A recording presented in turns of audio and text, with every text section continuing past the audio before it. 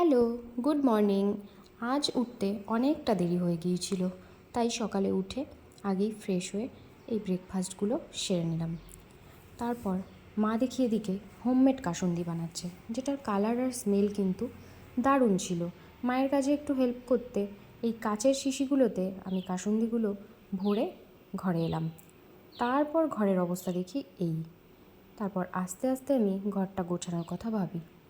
সব শুকনো জামা কাপড়গুলো আমি আগে ভাঁজ করে নিলাম, তারপর নতুন চাদর একটা পাতবো ভাবলাম। যেহেতু এই চাদরটা অনেক দিন ধরে রয়েছে, তাই আমার একদমই ভালো লাগছিল না। আর তার ওপর এই জামা কাপড়গুলো এইভাবে ছড়িয়ে ছিটিয়ে ছিল।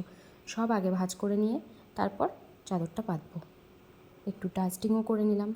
তারপর এই সাদা চাদরটা পাতবো। সাদা চাদরগুলো কিন্তু দেখতে অনেকটা ব্রাইট লাগে। আর গরমের মধ্যে আমি পাখাও চালাইনি, সেটাও আমার খেয়াল ছিল না। যাই হোক, সো এটা কোনো রকম আমার গোছানো হয়ে গেছে। আগে আমাদের এই ঘরটা ছিল রান্নাঘর, যেটা বেশ কয়েক বছর হয়েছে। তারপর কালার করার পর একটু নিজেদের মতো আমরা গুছিয়ে নিয়েছি বেডরুম হিসেবে। এরপর চলে এসেছি লাঞ্চ করার জন্য। আজকের লাঞ্চে ছিল শাক আর ডিম। আর তারপর লাঞ্চের বেশ খানিকক্ষণ পর খেলাম তরমুজ। আর বিকেলে একটু বেরোনোর ছিল, তাই জন্য এই গরমে একটু রেডি হয়ে নিলাম। এসছিলাম একটা শাড়ির দোকানে, যেটা ছিল রাস্তার একদম বড় রাস্তার একদম ওপরে।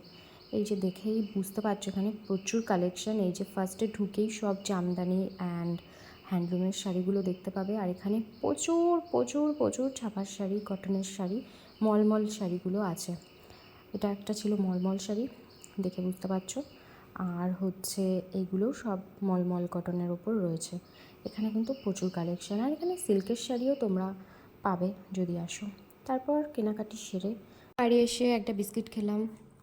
আর আজকে কী কী কিনেছি সেগুলোও তোমাদের সঙ্গে শেয়ার করব। বেশি কিছু কেনা হয়নি, জাস্ট দুটো শাড়ি। একটা ছিল গিফট পারপাস, এই যে দেখতে পাচ্ছ, এটা ভীষণ সুন্দর দেখতে। এটা ছিল একটা হার জামদানি। আর একটা শাড়ি কেনা হয়েছিল, একটা শাড়ি কিনতে বেসিক্যালি যাওয়া হয়েছিল, বাট তারপর দেখা গেল যেহেতু গরম, তাই মায়ের জন্য এই শাড়িটা আনা হয়েছে। এটাও কিন্তু দেখতে ভীষণ ভালো ছিল। সো আজকের মতো এটুকুই।